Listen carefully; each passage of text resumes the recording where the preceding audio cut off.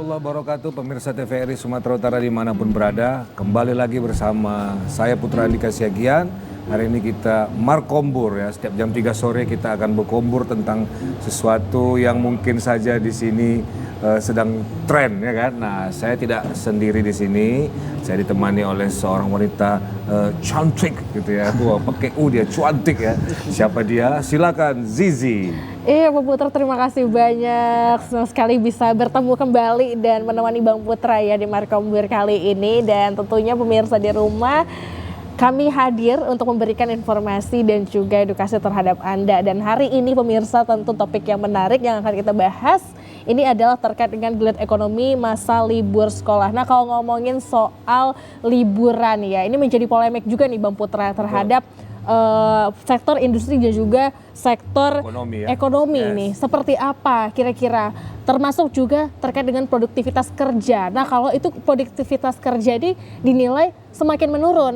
Nah, itu produktivitas kerja. Gimana dengan ekonomi? Apakah juga mengikuti hal yang sama? Ini yang akan kita bahas. Apakah ini menjadi baik dengan adanya libur sekolah atau mungkin ini justru melemahkan perekonomian? Nanti akan kita bahas, dan tentunya untuk membahas hal ini pemirsa di rumah kita sudah menghadirkan narasumber yang bisa menjawab itu semua. Dan silakan Bang Putra diperkenalkan. Ya, baik, yang pertama ini di samping saya seorang ibu kita yang sudah bening-bening apalah ya. Apa nih? Tadi gitu ya. Ini ada pelaku usaha ya, kakak aja lah, bukan yang ibu. Nanti ibu ketuaan ya kan. Iya. Kak Juliana Sari. Assalamualaikum Kak. Waalaikumsalam warahmatullahi wabarakatuh. Sehat Kak ya? Alhamdulillah. Ini kita akan tanya-tanya nih mengenai tentang perkembangan bisnis beliau ini mungkin ya kan. Betul. Masa liburan sekolah.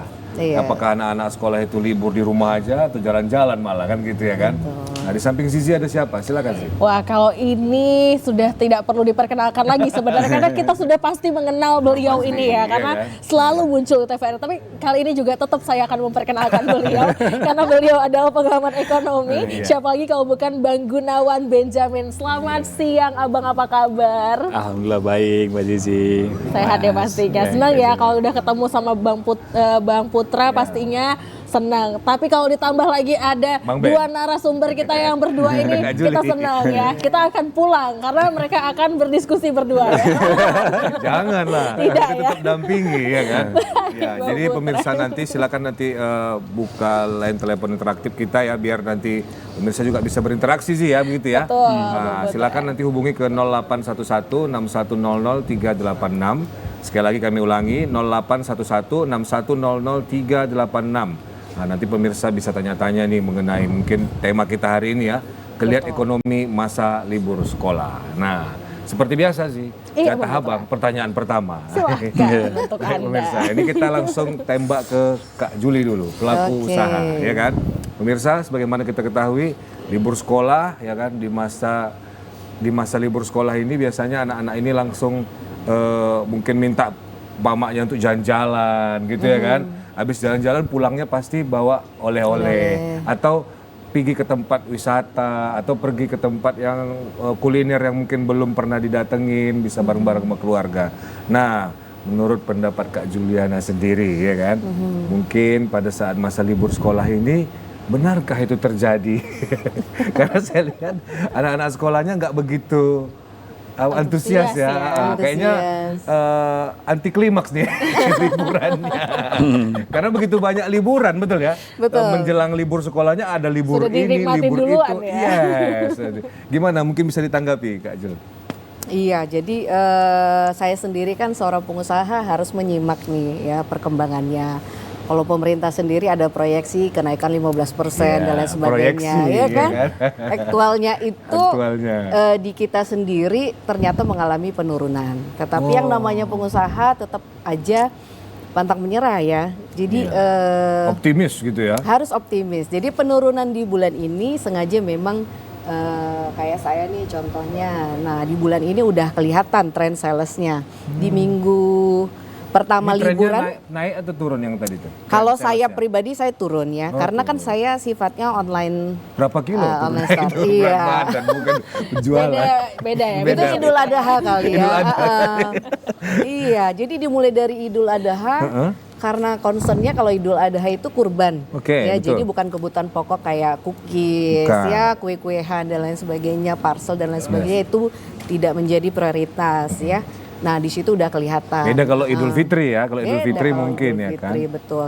Tapi kita juga sebagai pelaku UMKM tidak harus harus keder ngelihat situasinya seperti ini. Nah kalau saya contohnya itu buat satu program booster yang nantinya dalam berupa voucher yang nanti bisa digunakan sampai di bulan berikutnya. Waktu tertentu lah Iya, ya. waktu tertentu. Jadi nggak apa-apa bulan ini biasa ya, kalau di jualan itu pasti ada naik turunnya ya, tetapi kita sebagai pengusaha harus langsung cepat apa nih yang kita buat gitu. Betul sih ada naik turunnya, tapi kalau turun terus gimana? Oh jangan dong. Bangkrut ya. Harus pandai menyikapinya. Oke, Kak Juli, kita tanya ke Bang Ben. Ya. Cici sabar dulu ya kan. Sabar kali, Bapak. Bang Ben menanggapi nih pemirsa ya kan. Benarkah anti klimaks nih liburan kali ini gitu dari segi ekonominya? Karena terlalu banyak rentetan tanggal merah, liburan-liburan sebelum-sebelumnya. Silakan Bang Ben. Kalau di bulan Juni itu kan sebenarnya kemarin ada Idul Adha yang liburnya juga diperpanjang. Sebelum-sebelumnya juga ada. Iya, ya, beberapa ditambah kali, ya. Ditambah gitu kan ya. Kalau misalkan dibilang bahwasanya, wah ini anti klimaks karena liburan Juli untuk anak-anak libur sekolah itu ternyata memang demand-nya mengalami penurunan untuk beberapa sektor usaha gitu kan ya. Sebenarnya kalau dibilang anti klimaks mungkin iya, tetapi kalau saya menyimpulkannya ini masalah daya beli kan gitu. Kalau saya sih khawatirnya di situ malahan. Karena memang upaya yang dilakukan pemerintah dengan banyak menambah hari kerja itu sebenarnya biar supaya masyarakatnya ini spendingnya lebih banyak. Artinya kalau dikasih liburan panjang kan ya kalau punya uang kan kemana-mana nih. Bisa jalan-jalan, makan-makan gitu kan ya. Kita bisa ke pantai, ke gunung, ke restoran, belanja gitu. Kalau nggak ada liburannya banyak hari kerjanya, bisa simpan dia gitu ya. jadi memang ini yang jadi paradoksnya itu adalah di saat ternyata libur panjang saat ini bukan hanya Kak Juliana yang mendapatkan bahwasanya ada tren penurunan untuk konsumsi. Kita juga di lapangan menemukan konsumsi daging ayam itu turun. Nah, jadi sebenarnya daging ayam ini kan jadi concernnya kita tuh karena daging ayam ini kan dikonsumsi masyarakat kelas menengah maupun kelas menengah bawah kan gitu kan ya. Jadi kalau terjadi penurunan konsumsi yang dari year to date-nya dari Januari hingga Juni itu turun sekitar 12% dibandingkan waktu yang sama di periode tahun 2023, ini mengindikasikan bahwa memang ada pelambatan di situ. Nah, pelambatan ini terlihat tercermin dari pengusahanya kan gitu kan ya. Kalau kami kan kemarin kan menyimpulkan dari semuanya. Nah, ini kita menunjukkan satu pengusaha yang ternyata juga sama nih. Berhadapan dengan kondisi yang sama gitu. Nah, dugaan sementara seperti itu, tetapi evaluasi atau kajian masih kita lakukan. Ini ya, ini karena ini berbahaya. Iyalah. Ditambah lagi kemarin kita deflasi 0,33, artinya selama libur Idul Adha harga barang kecenderungan turun. Betul. Nah, kan gitu kan bukan naik nih. Wah, harga sapi kurban naik. Ya itu lain ya, itu lain ya. Maksudnya Iya. maksudnya kita bicara tuh komoditas pangan hortikultura dan bicara inflasi secara keseluruhan. Nah, yang paling penting di liburan panjang ini yang perlu kita uji, ini kan masih liburan ya sejauh ini ya. Yang perlu kita uji nanti adalah bagaimana belanja masyarakat terhadap pakaian dan alas kaki. Oke. Ya, Nah, ini dia yang paling penting sebenarnya yang bisa menunjukkan pelemahan daya beli itu benar-benar terjadi atau tidak gitu di loh. situ dia di Nah, dua iya di situ sektor kuncinya. Nah, karena kalau misalkan makanan mungkin bisa jadi efek karena udah mulai selesai Idul Adha sehingga konsumsinya agak turun, Banyak kembali ke makan normal. daging ya. Kemarin Kulkas banyak masih makan banyak daging stok gitu kan dagingnya ya. ya. Atau mungkin pada saat memasuki tanggal 1 Muharram atau tanggal 7 Juli, ini kan kita kan 7 Juli itu kan 1 Muharram bagi masyarakat Islam, orang Islam yang etnis Jawa, ini menghargai banget nih untuk tidak banyak melakukan pesta atau mungkin satu suro tertentu lah ya, suroan betul, gitu ya, satu bulan suroan, suroan. ya. Oke. Itu juga bisa menekan konsumsi. Nah, artinya belanja masyarakat bisa aja turun di situ. Nah, makanya tapi kan seharusnya kan yang namanya libur panjang itu kan geliat wisata harusnya naik. Harusnya naik gitu kan ya. Belanja peralatan sekolah naik kan gitu kan ya. Belanja peralatan untuk kepentingan lainnya seperti akomodasi makanan dan minuman selama liburan ini kan harusnya naik. Nah, tetapi sejauh ini pengusaha belum melihat itu gitu loh. Dari beberapa pengusaha yang kita lakukan survei itu ternyata mereka bilang ini datar-datar aja. Nah ini bahaya sebenarnya, dalam konteksnya saya ini bisa berbahaya gitu. Tambah lagi kemarin deflasi dan di bulan Juli ini deflasi akan berlanjut, sepertinya begitu. Oh, prediksinya akan Iya, berlanjut iya. lagi ya. Karena harga barang masih punya kecenderungan untuk turun. Jadi satu sisi memang masyarakat senang gitu ya karena harga barang turun, Ya, tapi di sisi turun. lain ini jadi indikator apa gitu lah kan ya. Nah, saya berharap pemerintah bisa fokus ke sini ya, karena memang kita nggak bisa menutup kemungkinan gejala-gejala pelambatan daya beli atau mungkin kalau kita bicara ini sebenarnya ada potensi krisis nggak ke depan. Nah, itu bisa dilihat dari sekarang ini gitu loh. Jadi belanja-belanja di saat Idul Fitri, Idul Adha, Natal dan Tahun Baru, liburan sekolah, liburan jelang Tahun Baru itu perlu dijadikan concern kita untuk melihat sebagainya bagaimana belanja masyarakat dibandingkan dengan periode yang sama di waktu tahun sebelumnya. Seperti Nah, itu ya. itu penting banget gitu loh. Nah, sejauh ini kemarin kita ngelihat rilis data BPS. BPS itu bilang bahwasanya jumlah penduduk masyarakat, jumlah penduduk miskin yang ada di Sumatera Utara turun sekitar 11 ribuan jiwa. Penurunan ini pada dasarnya masih jadi tanda tanya. Kalau penurunannya dikarenakan memang ada geliat ekonomi, ada belanja masyarakat yang tinggi dikarenakan mereka punya pekerjaan atau punya usaha, ini bagus gitu loh. Ini bagus, indikatornya bagus.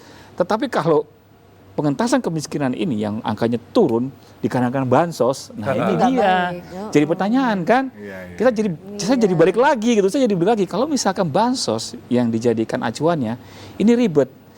Kok bisa bansos itu mendongkrak, menurunkan masyarakat miskin? Katakanlah, misalkan ada orang yang pas hidupnya 1 bulan, misalkan saya pribadi 1 bulan hidupnya menghabiskan 660.000 di garis kemiskinan nih. Pas saya nggak masuk miskin, tapi saya pas di garis kemiskinan. Terus pada saat pemerintah datang, karena saya diklaim sebagai orang yang berhak mendapat bansos, dikasih beras nih 1 karung. 1 karungnya 65.000, 75.000. Itu udah bisa mendongkrak saya keluar dari garis kemiskinan itu loh. Iya. Nah, Secara jadi- data seperti itu ya. Benar. Jadi bantuan bantuan sosial pangan, bantuan sosial dalam bentuk uang tunai, belum lagi nanti bentuk subsidi-subsidi yang lain, itu ternyata bisa mengentaskan kemiskinan. Nah, angkanya akan turun. Yes, itu benar.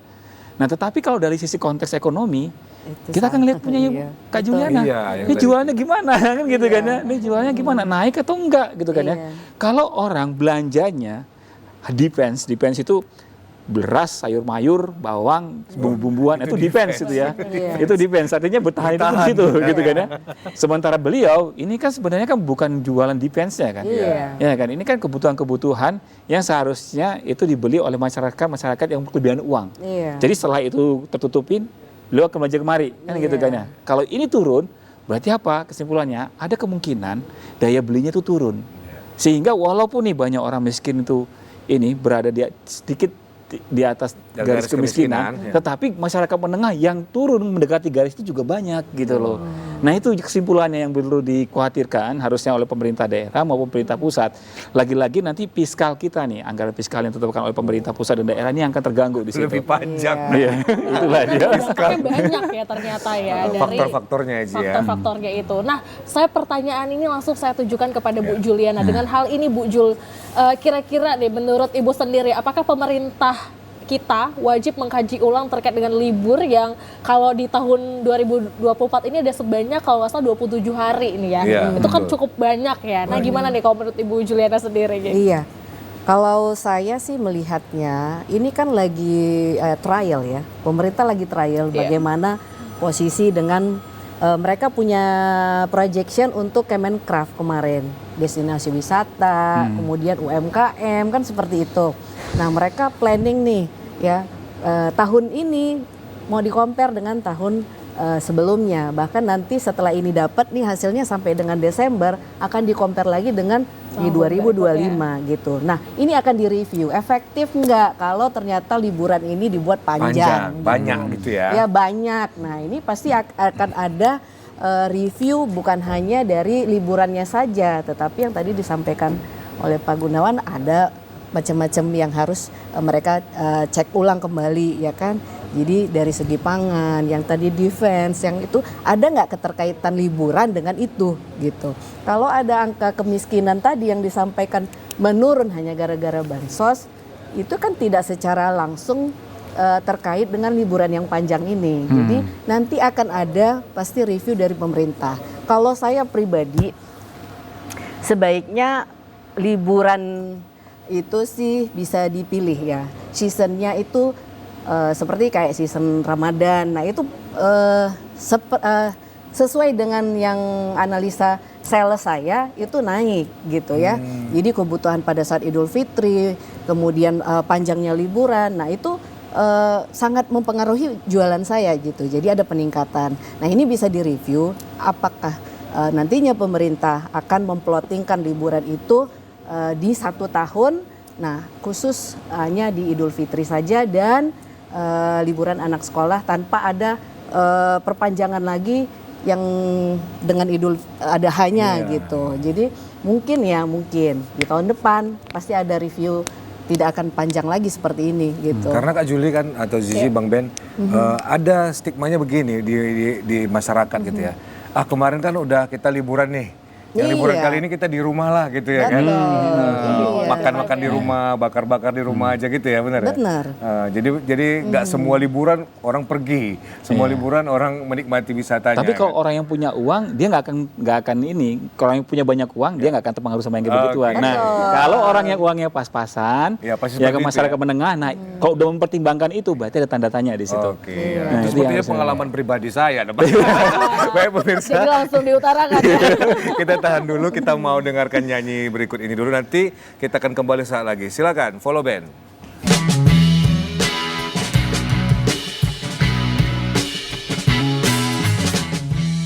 Ya, kembali lagi segmen kedua ini pemirsa. Kita akan lanjutkan pertanyaan kita dengan Bang Ben ya, mengenai pangan tadi. Saya tergelitik nih Bang Ben. Iya oke ya kan Bang Ben, di kota mungkin lagi pada liburan, turun nih permintaan untuk beli ayam tadi misalnya ya kan, atau untuk membeli sayur mayur tadi. Apakah mungkin karena mereka pada liburan semua ke daerah wisata atau pulang kampung ya kan? Terakhir di kota kita, misalnya di Medan, Sumatera Utara ini yang notabene-nya penduduk ibu kota malah Berpindah makannya ya di kampungnya gitu. Itu bisa nggak jadi indikator kira-kira Bang Ben? Oh iya, kalau misalkan kita lihat liburan panjang itu ya, apalagi kalau liburan panjang keagamaan dan Natal dan Tahun Baru misalkan atau dan Idul Fitri gitu loh.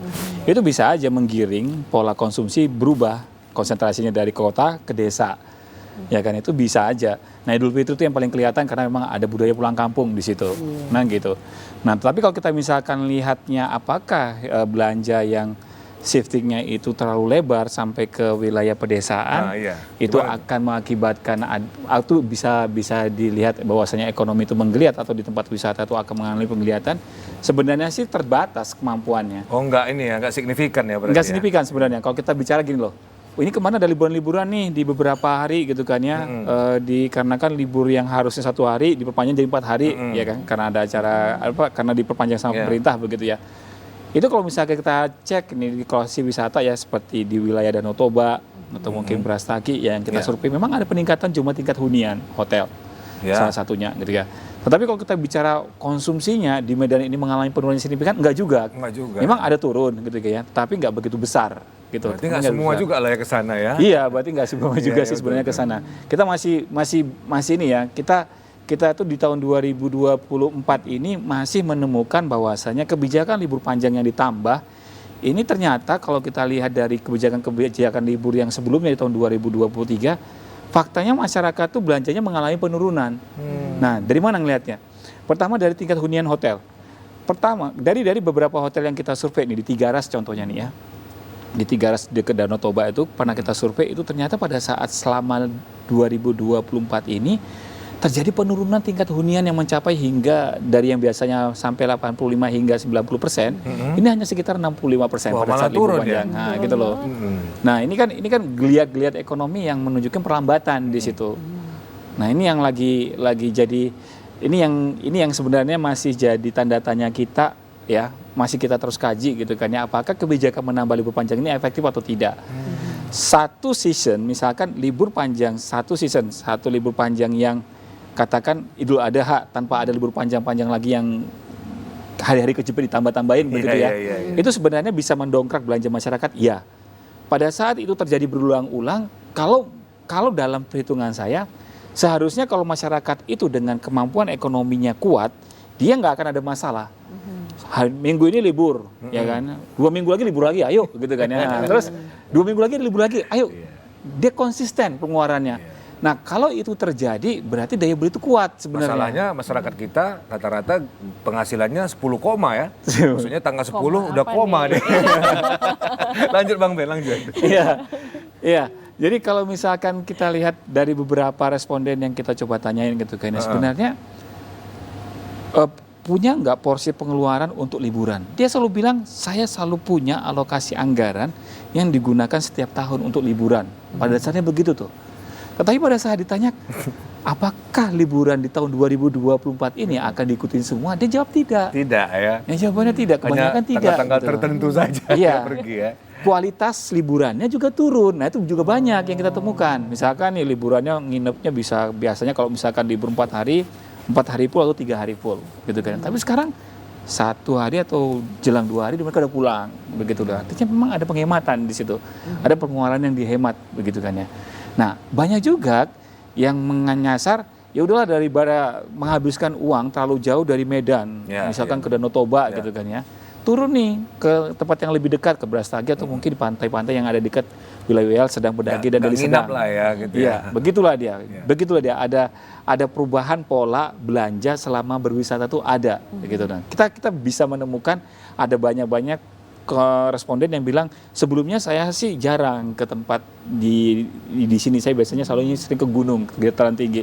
Tapi karena liburan panjangnya terlalu sering dan uangnya terlalu menguras pengeluaran mereka, dia bilang ya udah saya cari yang dekat-dekat aja deh. Nah, tetapi dalam konteks pemerintah ini bisa jadi ya betul trial and error dulu. Kita coba dulu nih, dikasih liburan panjang, belanjanya naik nggak? Nah, yang paling bisa mencerminkan belanja yang naik adalah perusahaan-perusahaan jasa retail yang jual-jual makanan gitu kan, yang kayak perusahaan kayak toko modern misalkan gitu kan, Mart-mart itulah ya. ada Maret-Maretnya gitu kan, Maret-maretnya ya. atau mungkin pengusaha jasa kuliner kayak beliau termasuk salah satunya gitu kan ya. Kalau itu yang kita temukan ternyata penjualan eceran baik yang retail dan besar, faktanya juga nggak naik-naik Nggak banget. naik-naik Nah itu banget. dia. Betul nggak? Iya. Ya, itu Artinya- dia masalahnya gitu. Artinya sebenarnya kalau kita kaji kembali nih Bang Ben, kalau kita melihat tadi dari penjelasan Bang Ben, berarti ini belum sepenuhnya libur ini bisa menolong perekonomian Republik Indonesia kita. Nah, kita harusnya kan punya dua skenario. Iya. Skenario pertama, kalau misalkan nggak ada libur yang ditambahin, nah, belanja produktivitas pasti bagus, tetapi perekonomian didorong dari sisi mananya. Iya. Tapi kalau misalkan libur diperpanjang, udah jelas. Nah, cara melihat pertumbuhan ekonomi itu kalau misalkan kita lihat pertama tuh dari sisi pengeluaran. Pengeluaran itu dari masyarakatnya belanja, berarti Uangnya muter ya. uangnya muternya seperti apa gitu loh. Kalau itu yang dijadikan tolak ukur, faktanya konsumsi atau belanja rumah tangga masyarakat itu yang menyumbang sekitar 50% produk domestik bruto Ya, PDB. atau PDB atau pertumbuhan ekonomi itu ternyata stagnan. Oh, tetap ya. Stagnannya artinya ya fluktuasi dikit tapi Dikit-dikit. ya 51 pernah Ya. nanti turun ke 49 nah Ya, begitu-begitu aja. begitu-gitu aja. Standar ya, rata-rata Standar. ya. Nah, kalau kita lihat dari sektor usahanya nih, misalkan nih, wah ini sektor usahanya pedagang besar dan eceran gitu kan ya, akomodasi makan dan minuman gitu kan ya, atau mungkin jasa konstruksi, atau mungkin pergudangan, jasa transportasi nih. Ini semuanya juga stagnan, tumbuh tipis gitu loh. Nah, ini jadi pertanyaan besar. Yang paling mencengangkan data per Juni kemarin ya, bulan Juni ini. Ini saya melakukan survei terhadap banyak notaris Waduh. di Sumatera Utara.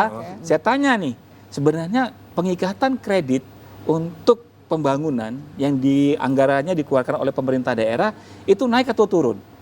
Nah, kalau perbankan kan agak sulit tuh menjawabnya, Ya, gitu kan. Mungkin mereka juga berjaga hati-hati kan. Tapi Ya, kalau hati-hati. notaris dia jawab, biasanya saya dapat itu penandatanganan SPK, gitu kan. Ya. Tetapi hari ini di bulan Juni saya nggak dapat apa-apa. Nah, bayangin, bukan berarti dia tuh nggak dipakai lagi sama banknya, tidak. Bukan. Tetapi Perlambatan, proyeknya ya. dihilangkan, gitu loh. Nah, padahal salah satu motor penggerak ekonomi ya belanja pemerintah daerah itu tadi yang harusnya naik. Dan belanja pemerintah daerah kalau SPK-nya tanda tangani bulan 6 berarti di kuartal ketiga 2024 ada geliat ekonomi dari situ. Ya. Nah, berarti kan kita nilainya ini agak melambat nih, melambatnya serius loh. Karena Nah, SPK nggak itu diteken ya.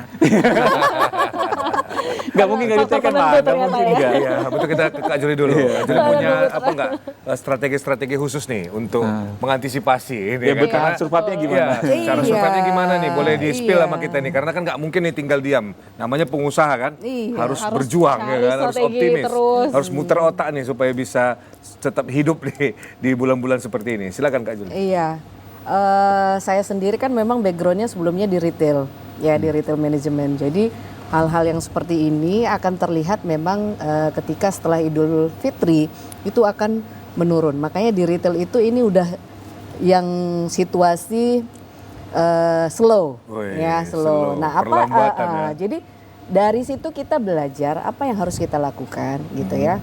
Nah kalau di bulan-bulan sekarang nih ya banyak perusahaan retail mereka buat activity gitu, aktivitas ya misalnya kayak lomba fashion show ya untuk mengundang traffic. Ya, Jadi ya, betul, tidak betul. dijor-jor dengan diskon-diskon yang ya. banyak gitu Senam ya kan. gitu ya, Betul senam ya, sehat, senam ya. sehat, lomba melukis dan lain Iya. sebagainya. Jadi kayak mengundang traffic. Nah, kalau saya yang sifatnya online Oke. itu tadi salah satunya ada voucher booster yang bisa nanti di-apply untuk di Kayak bulan vaksin berikutnya. ya, pakai booster. Iya, harus begitu. Harus berinovasi ya Pak Iya, ya, iya, sebagai iya. pengusaha ya. Walaupun kita jualannya online kan Iya, gitu iya, ya. iya, iya. Nah, bisa dilihat juga banyak beberapa itu yang jualan online lebih giat lagi melakukan iklan ya untuk lebih naik Kalau brandingnya. mengeluarkan produk baru mungkin apa unik pada saat itu. Oh iya, spesial pasti. bulan Juni atau bulan Juli gitu. Iya, nah saya sendiri ngeluarkan produk baru untuk kuliner tradisional kue Nusantara, Oke. gitu. Karena apa? Banyak posisinya sekarang keluarga kalau tidak liburan keluar daerah pasti dia di rumah. Di rumah. Ya, jadi ada paket-paket khusus yang untuk liburan dan itu family package. Jadi semua dengan beli satu keluarga bisa ngerasain gitu. Tapi dengan harga yang worth it Terjangkau lah, lah, worth worth it it. lah. Jadi lu nggak perlu jauh-jauh mesti nge-mall gitu, tapi bisa makan yang kayak gini ya kan, yang Yang rasa premium, mall ya. tapi rasa mall gitu. Jadi strategi-strategi gitu memang bukan hanya pada saat perekonomian turun Ya. gitu atau trend sales kita juga turun, tapi memang udah disiapin nih, ya kan, untuk bulan Juni apa, untuk bulan Juli apa, untuk Agustus bahkan nanti planningnya itu harus sampai 1 tahun. Kue merdeka dong ya kalau bulan Agustus ya. Udah pasti nanti kuenya tuh merah putih gitu nggak? Wah itu pasti, Pasti ya, yang ya. namanya online pasti ada temanya, Ada ya kan, temanya. semuanya harus udah dipersiapkan. Wah, Oke, tapi ini Bu Juli untuk dalam beberapa bulan yang saat ini mungkin menjelang libur, itu sebenarnya kehadiran pemerintah ada nggak sih seperti mungkin melakukan bazar atau gimana untuk Ada. teman-teman UMKM sendiri Iya. gimana nih Iya, kira-kira? teman-teman UMKM itu alhamdulillahnya banyak disupport pada saat dari momennya Idul Adha, kemudian liburan anak sekolah itu ada beberapa kali disupport dari Pemko ya. dikasih tempat gratis gitu. Jadi ada beberapa UMKM yang dikurasi Oke. ya, yang sudah layak untuk ikut bazar secara gratis, Oke. itu disupport oleh Pemko. Ada disupport juga oleh BUMN gitu ya. Ya, Nah, ya, yang ya. baru-baru ini saja untuk merayakan 1 tahun ulang tahunnya Kota Medan Ya, itu gitu ya di ikut, lapangan Benteng. Nah, itu disupport, itu semua gratis Oh, untuk semua gratis. tapi dikurasi. Tapi konsumennya bayar. Ya, ya bayar. Iya, bayar dong. Mana dia mau bayar dapat keuntungan ya. Iya. Nah ini ada beberapa bazar lagi nih ya yang disupport oleh Bank Indonesia, Oi. ya kan. Jadi KKSU. binaan-binaan Bank Indonesia membuat bazar di mall, Ya, ya gitu untuk memperkenalkan ini loh binaan kita gitu. Jadi contoh-contoh UMKM yang sudah dibina oleh Bank Indonesia yang sudah perizinan, jualannya juga sudah oke gitu ya. Jadi diperlihatkan untuk lebih naik kelas di mall, kebetulan ada di Podomoro yang startnya hari ini kalau nggak salah. Oh, berarti nanti habis dari sini langsung ke Podomoro. Sebelah. Sampai tanggal 7 ya? Iya. Jadi hal-hal yang seperti itu kita sangat bangga lah ya disupport oleh UMKM. Pas lagi masa turun-turunnya seperti ini ya kan. Iya. Pemerintah tetap hadir ya. Supaya tempatnya, trafficnya Betul, gitu ya kan. benar, Kita iya. ke Bang Ben lah, efektif nggak Bang Ben kalau seperti itu dia, model supportnya? Bagus Ya. ya sebenarnya. Ya pastinya itu efektif ya. Pertama gini loh. masyarakat ya, kalau kita bicara pelaku UMKM ini, pelaku UMKM kadang-kadang kan dia nggak pede gitu loh. Dia nggak pede bahwasanya produknya dia tuh sebenarnya bisa eksis loh dimanapun gitu kan. Produknya dia tuh bisa bersaing loh dengan produk manapun gitu kan ya. Mau dia punya merek mau bersaing dengan merek yang besar atau yang merek yang biasa. Kalau dihadirkan dalam bentuk kayak sekarang ini ya kan yang disediakan oleh BI namanya KKSU gitu kan, pembukaannya di mana Istana Maimun ya, Bang? di Istana Maimun, Istana tetapi Maimun. nanti ada kelanjutannya di mall di Deli Park gitu kan ya. Nah, it's okay. Artinya apa? Artinya biar UMKM tuh tahu produknya dia itu berkelas loh, produknya dia tuh udah sampai mana nih, ya kan daya saingnya gitu kan ya. Nah itu penting sebenarnya gitu. Jadi apa? Jadi nanti dia tetap bersemangat untuk menggerakkan usahanya. Terus ada orang lain yang juga pingin menjadi pelaku UMKM itu tadi. Yang paling saya khawatirkan adalah pelaku UMKM ini kalau kita bicara belanja online, ini dihadapkan dengan produk-produk luar. Nah, di sini nih masalahnya nih. Kalau saya sih khawatirnya di situ malah. Oh, versusnya malah dengan produk luar negeri. Iya, iya. Di situ versusnya. Ya, banyak produk-produk impor yang dari sisi harga, ya sisi harga ya, bukan bicara kualitas, bukan bicara Iya. apapun ya gitu ya. Dari sisi harga jauh ini lebih lebih murah. terjangkau. Nah, itu. Nah, ini kalau misalkan UMKM-nya dibiarkan gitu aja bersaing di lapangan, nah dia nggak akan dikenalin ke produk-produk orang-orang yang harusnya jadi standby bayarnya mereka untuk produk-produk lokal gitu kan ya. Nah, itu kan nggak terlindungi jadinya mereka kan. Oke, kita tahan dulu Bang Ben, kita mau iklan dulu. Ya kan? Sabar ya Kak Jul ya. Pemirsa, kita akan kembali saat lagi. Mari kita dengarkan lagu berikut ini, Ku Menunggumu Rosa.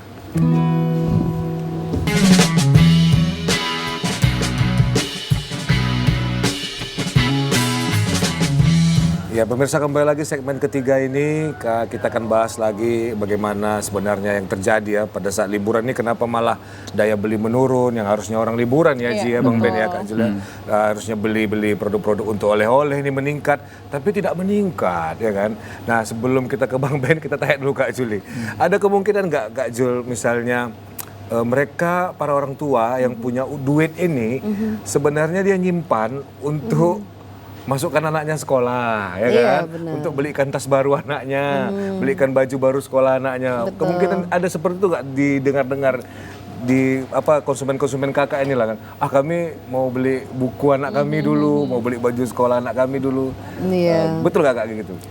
Kalau saya melihat kayak gini, jadi average per basket jualan saya ya Oke. jadi satu transaksi itu yang biasanya 4 sampai 5 item. Nah, ini menurun. Jadi hanya 2 item. Oh, ya separohnya ya berarti. Iya, jadi saya kondisikan dengan itu kan database ada ya. Jadi data customer si Anu kita sudah bisa ngelihat dia tuh kalau beli itu per basket pasti macam-macamnya banyak gitu. Biasanya seperti itu. Biasanya seperti itu. Ya, rutinnya seperti itu Rutinnya ya. seperti itu. Ini kayaknya cuma 2, kadang 1 gitu. Tetapi beli yang dia satu packingnya yang banyak kuantitinya gitu. Jadi dari situ saja sudah kelihatan. Nah kalau dikaitkan dengan kebutuhan untuk sekolah pasti ada ya, karena apa?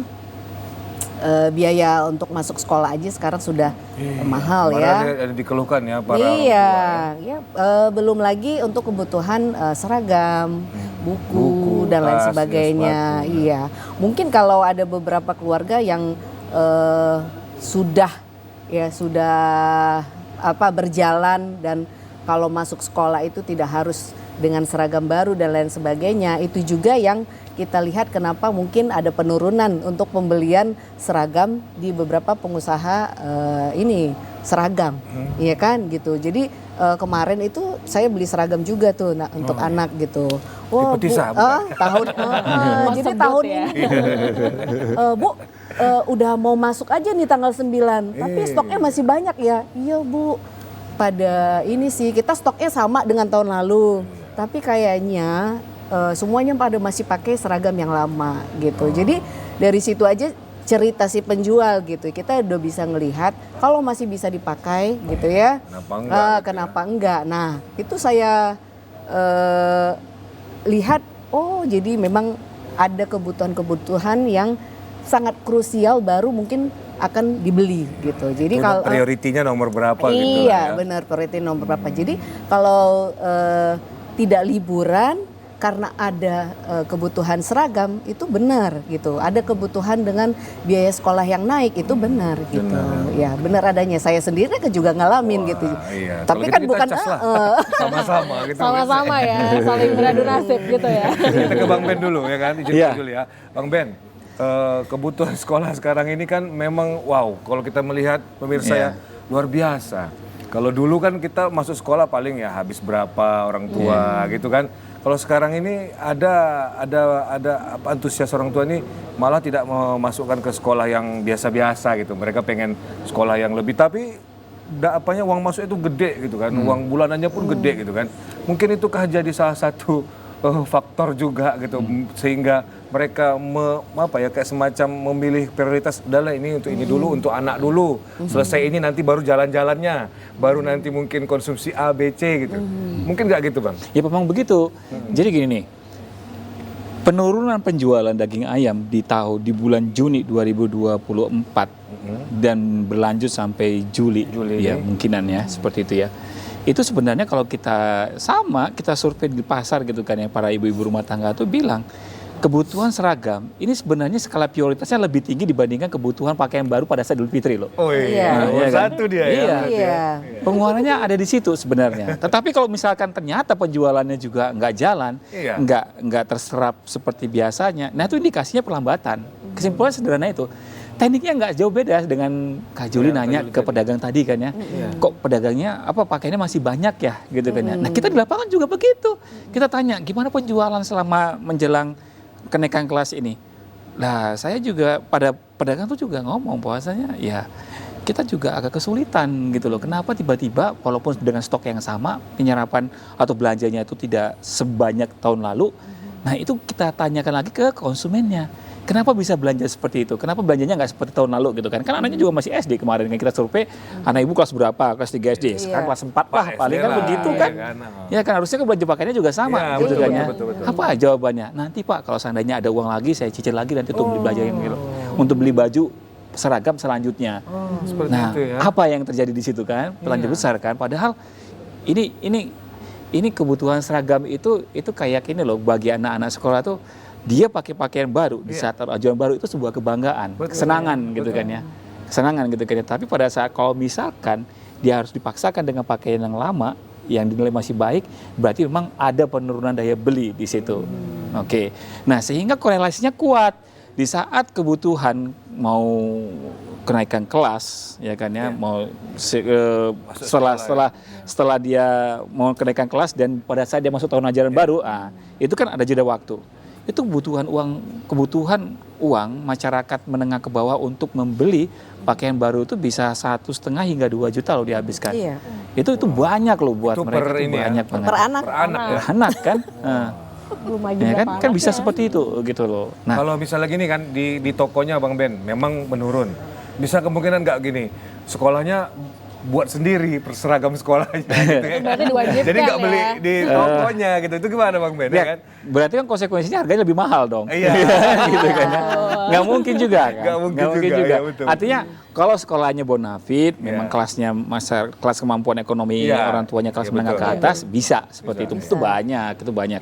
Tetapi kalau misalkan ya sekolah-sekolahnya tuh bukan sekolah-sekolah yang ngirit ya, yang banyak subsidinya, katakan seperti itu ya.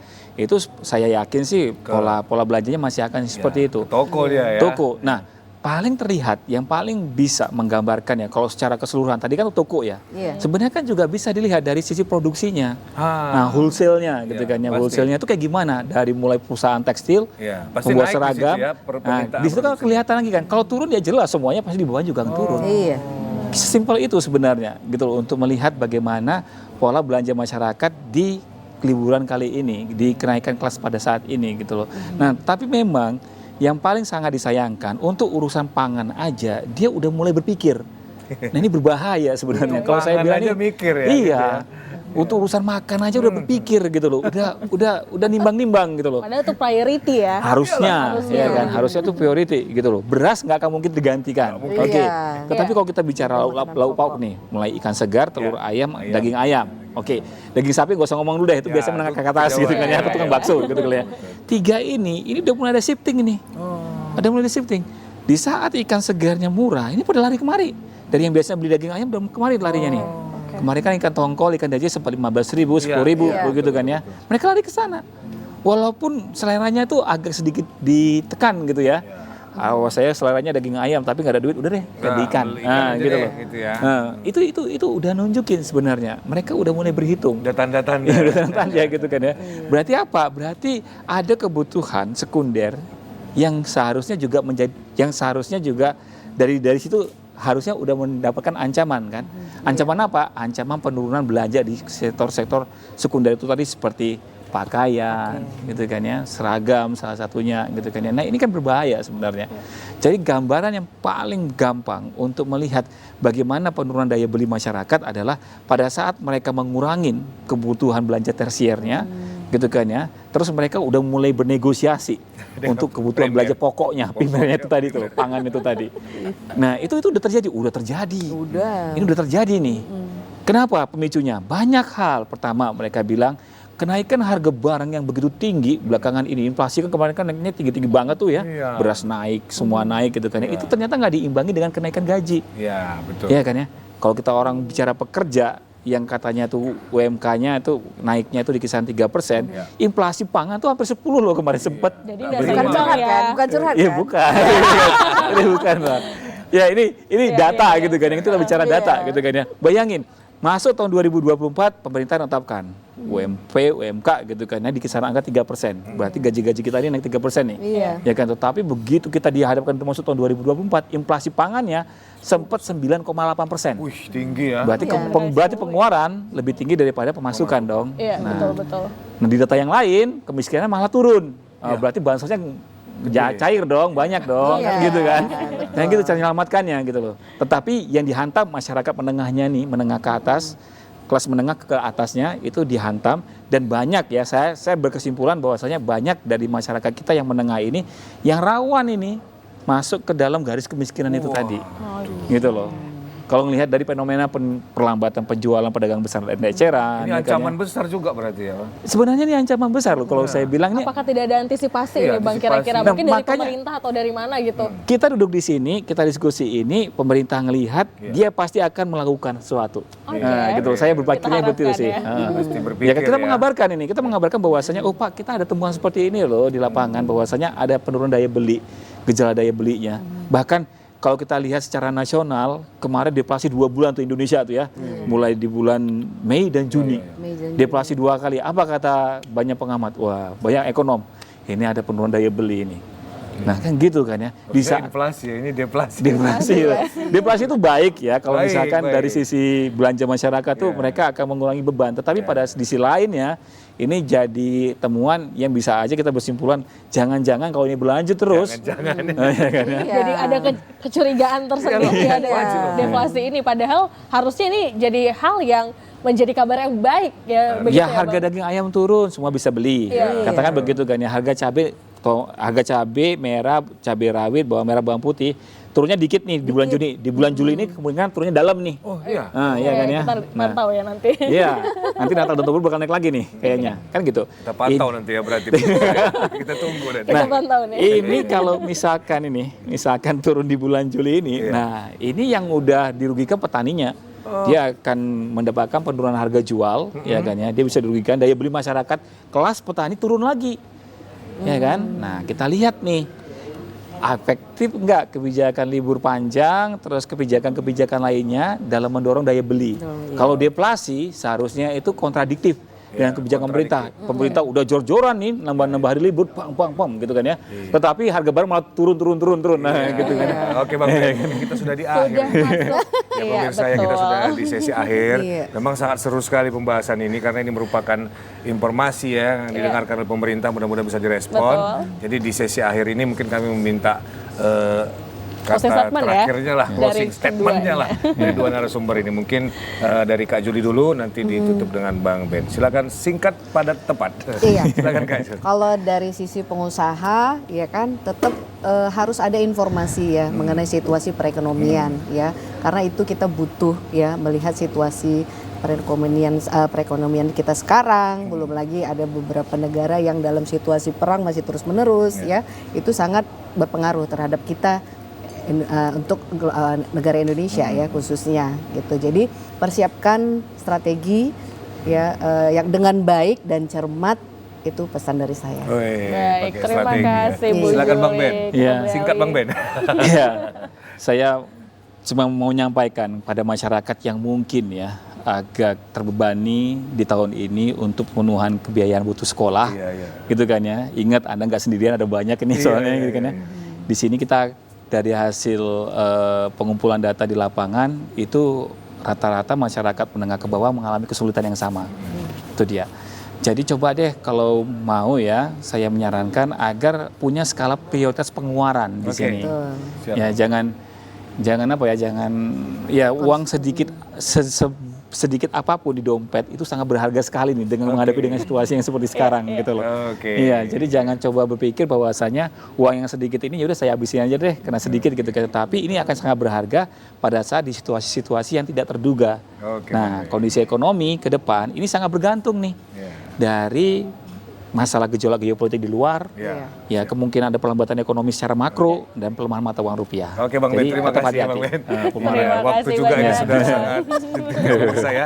Baik, mungkin itu saja kami sampaikan. Mudah-mudahan geliat ekonomi pada masa libur sekolah ini bisa mendongkrak perekonomian kita di masa yang akan datang. Terima kasih, saya Putra Dika Siagian bersama rekan saya. Dan saya Azifa Zahniris pamit undur diri dari hadapan Anda. Dan pemirsa, untuk menutup perjumpaan kita pada sore hari ini, terimalah persembahan lagu dari kami. Wassalamualaikum warahmatullahi wabarakatuh. Selamat sore.